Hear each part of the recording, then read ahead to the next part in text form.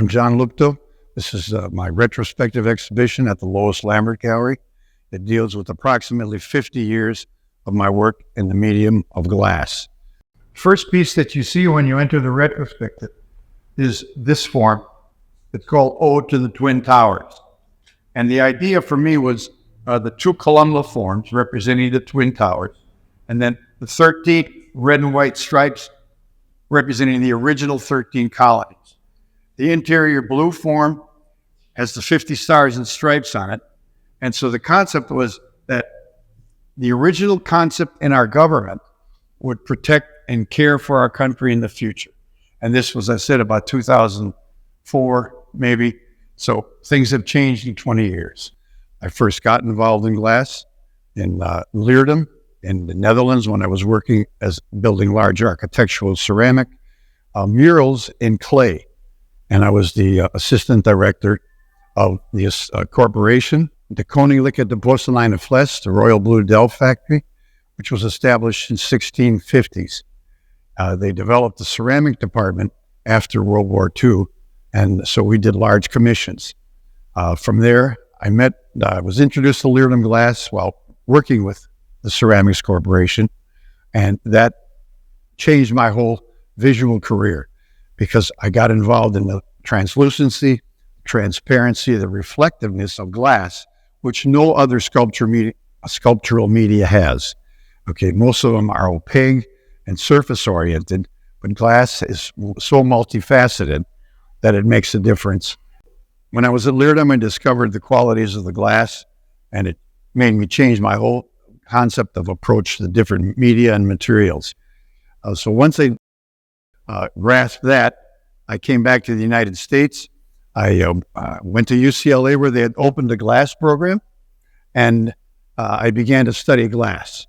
I had a teaching job at the time at a little private school, and so that facilitated my ability to exist, okay?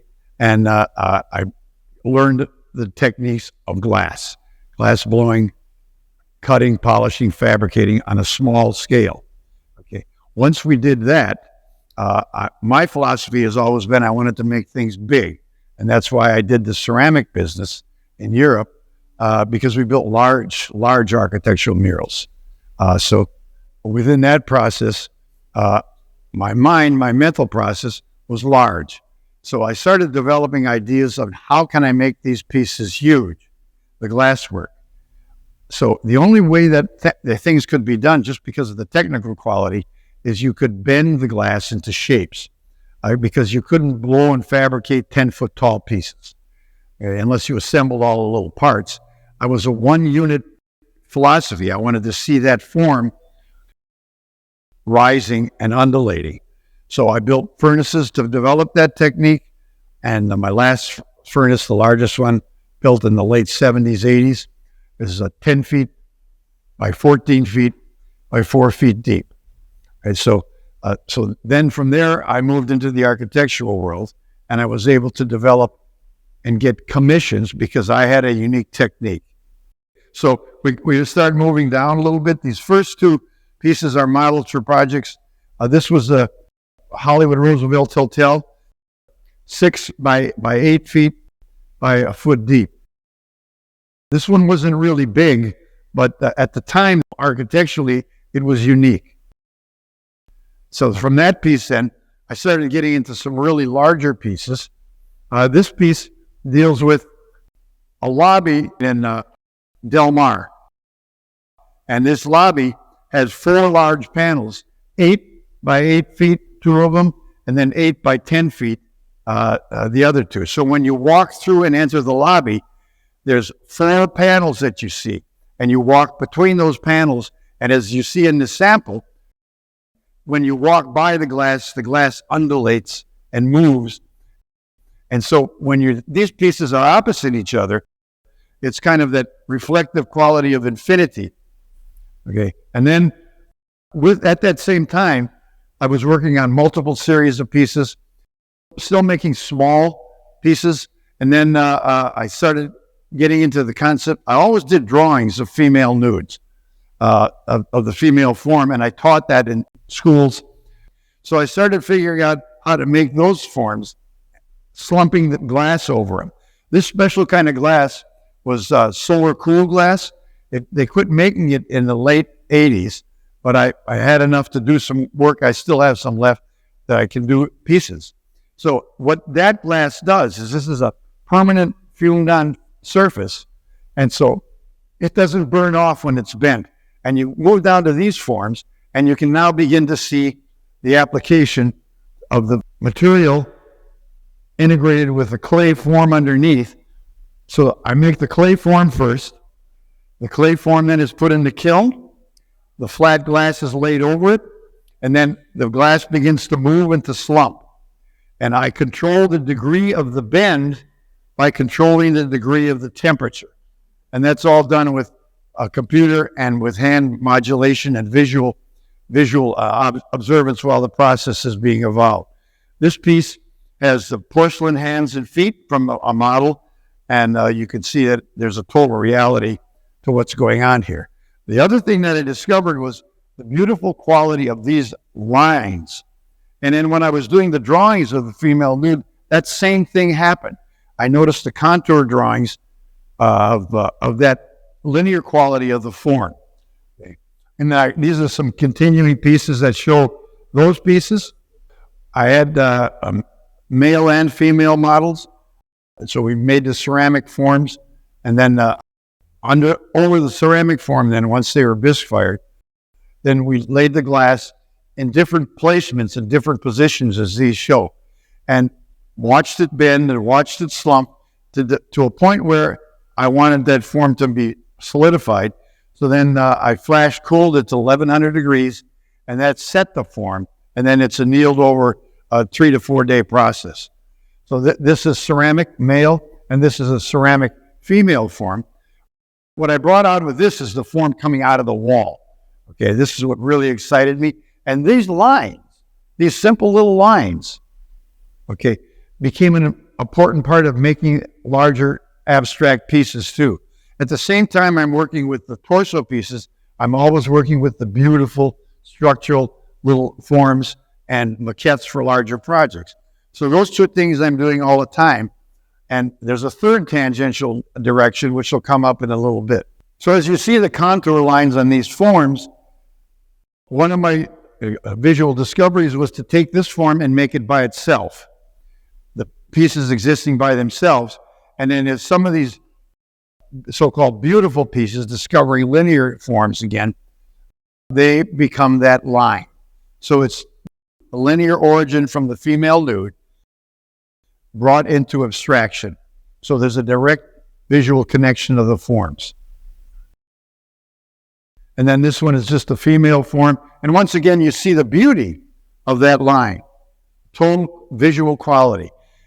This thing that I loved about this glass was the way it changes. It's a perfect mirror when it's flat, but when you heat it, you get all these rainbow effects and different colors and transitioning out of the pieces.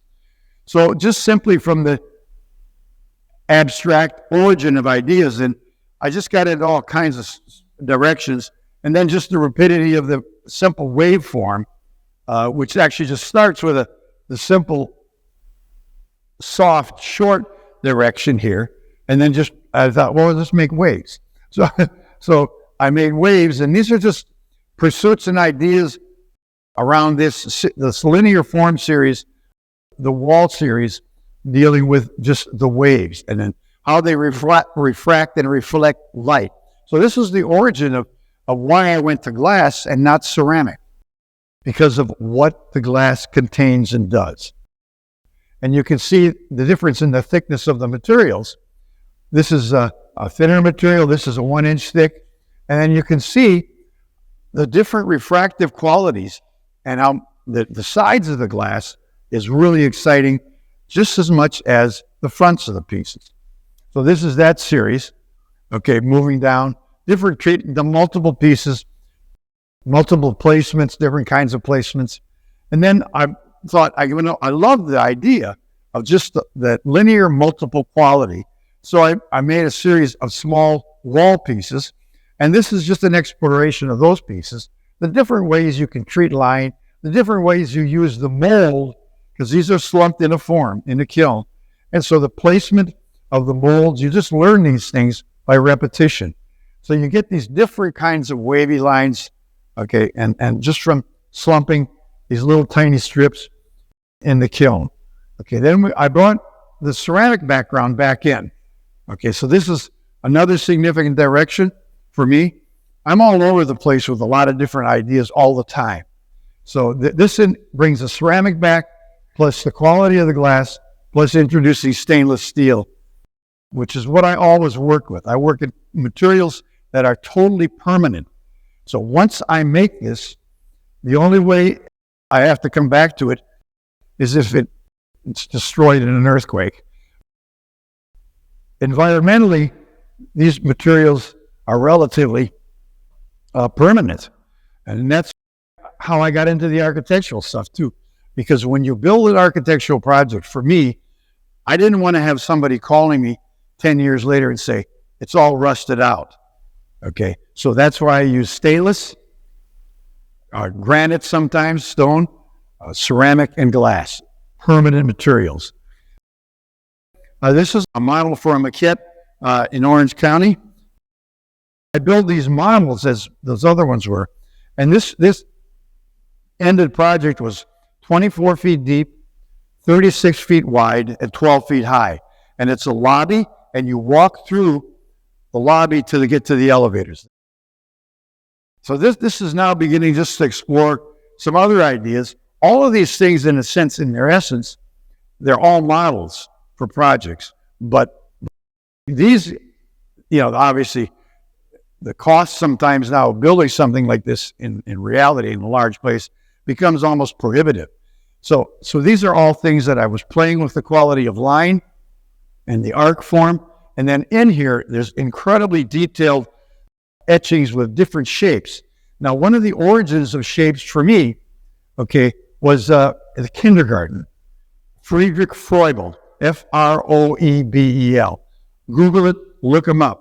1826, he established a series of processes and techniques to teach young children. Kindergarten doesn't mean little kids. Kindergarten means garden of children.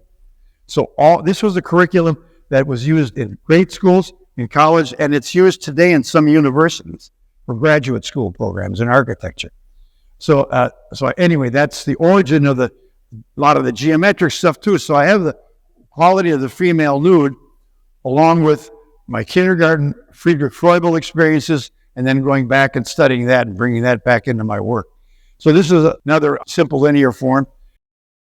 One of the things you can see with this piece, when you get a little closer and you move by it, you can see the molding patterns that are created with the undulating lines and then these lines.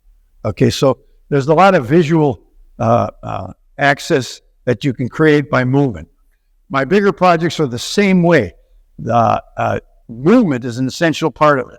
Movement, light, sound, all of these things are integrated into the work in my mind, and then hopefully I can make that transition to pieces. Fountain's work in capturing all of your senses.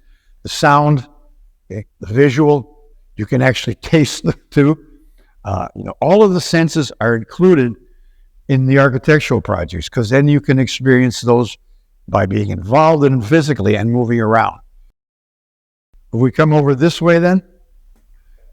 Now this is the third aspect of my work.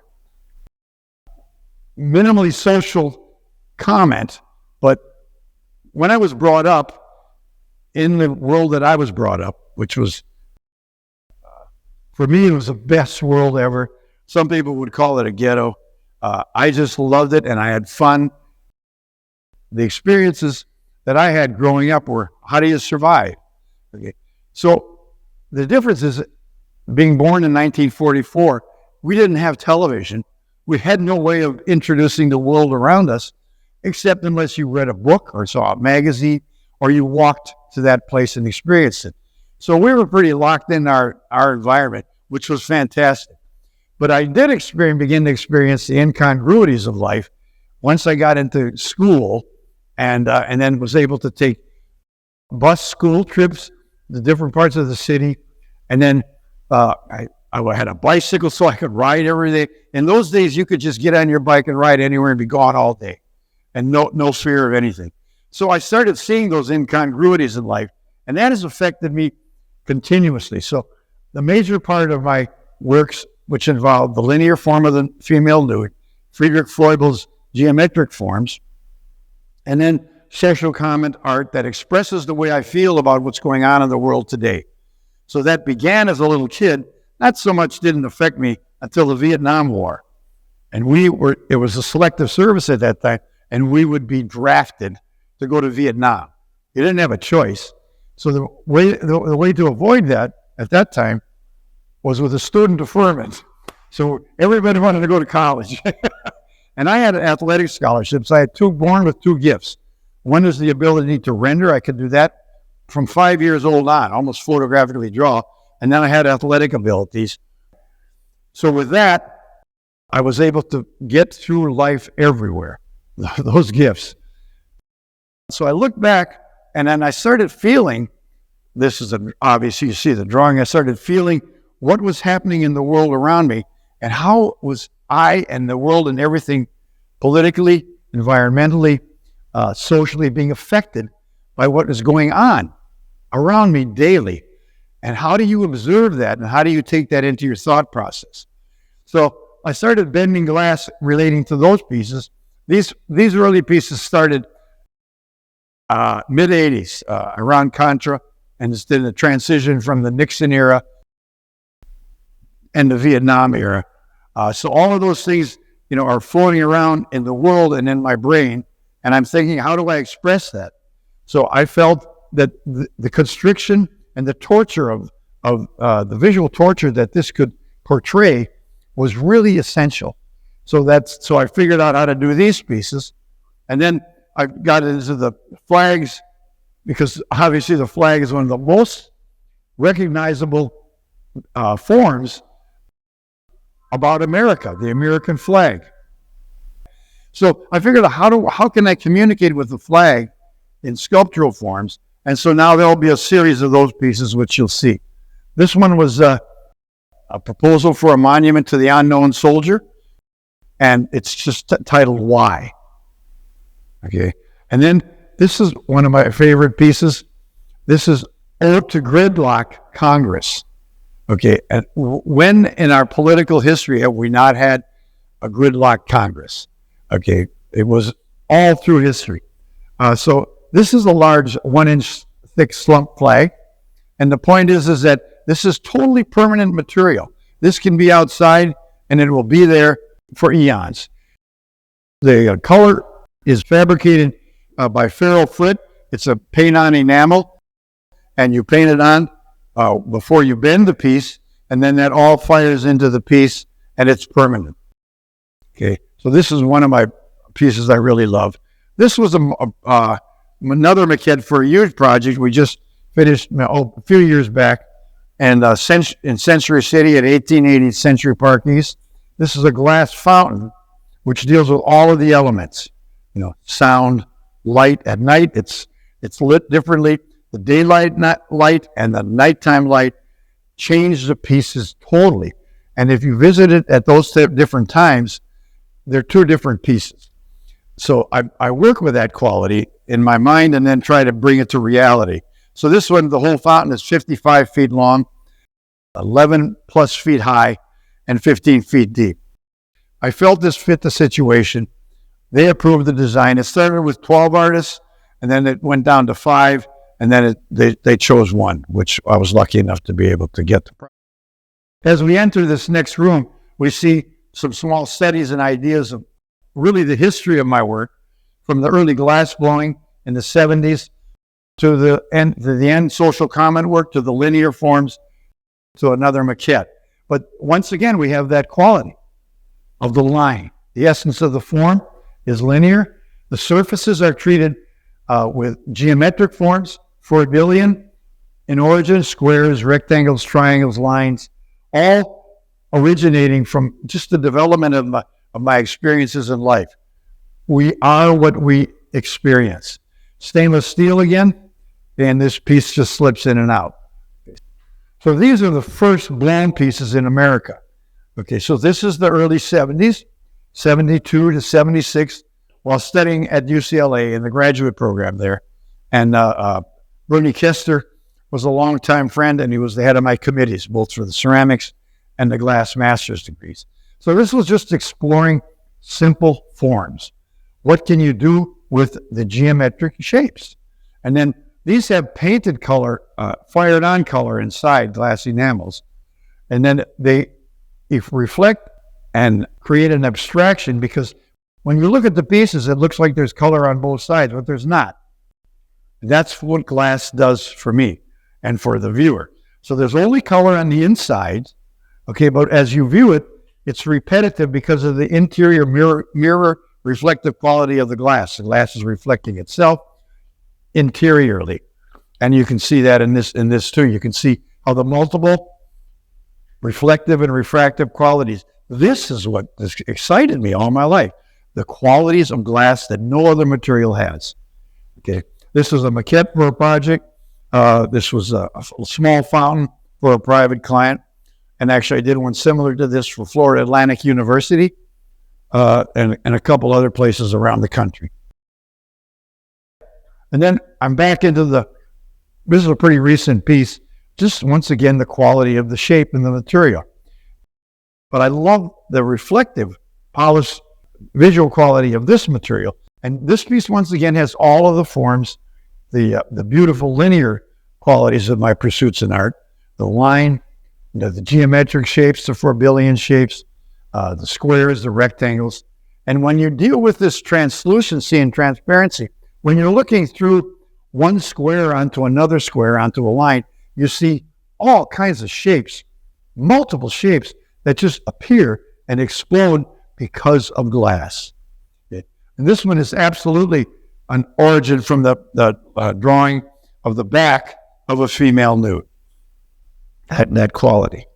Okay. And then these are now a little more political pieces. This is hung out to dry. Now, a lot of people don't know the significance of that, but when we were growing up, in the 40s and 50s, there were no dryers. Everything was hung in the yard. So for me, I thought about that and I thought, whoa, that's what we're doing to the flag. We're hanging it out, and drying it or changing it, whatever. But so that's where that idea came from. And so then, these are, this is, what have we done to the flag again? We've destroyed it. We destroyed our political strength and our political power. Democracy is near, it's in a difficult situation today. So all of these things deal with that a little bit. So this is the slumping again. Well, this one is, we found the WMDs. I am the decider, stay the course, I will not withdraw, bring them on. That was a famous quote at this period in 2004. Now this one is as a comment on POTUS. It's Ode to POTUS. How has our country been affected by the presidents that we've had? Okay, so then this is another one. What have we done to get where we are?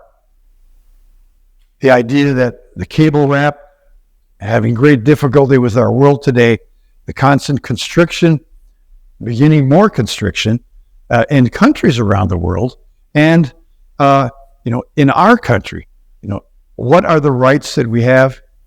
Are they being affected, and how are they being affected?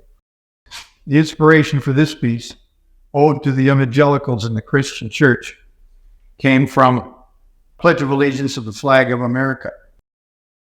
At 1954, during the Eisenhower administration, the terms under God were at that time, the relationship between the church and the state was that any religion was accepted. Now, as I see things changing, specifically in the past several years, it's now that the church wants to control the government. So my questions came to mind: what is the church doing to our country? So this is another one dealing with how do we get out being constricted, and how did we get where we are? And the beauty of this piece for me is the reflective quality of the inside, multiplying the pieces. And then these are some little studies on shapes and forms architecturally. I just love what happens with the glass, because movement, when you move and you see these pieces and different light and different situations, I call them little houses, but they're little geometric shapes, and they're fun, but they visually capture the quality of the material. Transparency, translucency, reflective quality, the inner mirror quality of the pieces. So they're just fun explorations and concepts and ideas. One of the important things for me in this exhibition is that I was allowed to deal with the evolution of idea and form. And I want to thank Lois, Lambert, and the gallery and the people that work here for cooperating and setting it up the way they set the design of the show up. Okay, because I came in with 50 pieces and they chose where to present them, and it just turned out, fantastic. So when you enter, you get the whole feeling, and you can move around, and then you get all of my feelings and explorations of the beautiful things, the female nude forms, and then the social political comment forms. So that's what I'm about, and that's where I have arrived. And being 80 years old, I'm still moving on to keep exploring new ideas. Thank you. Peace and love.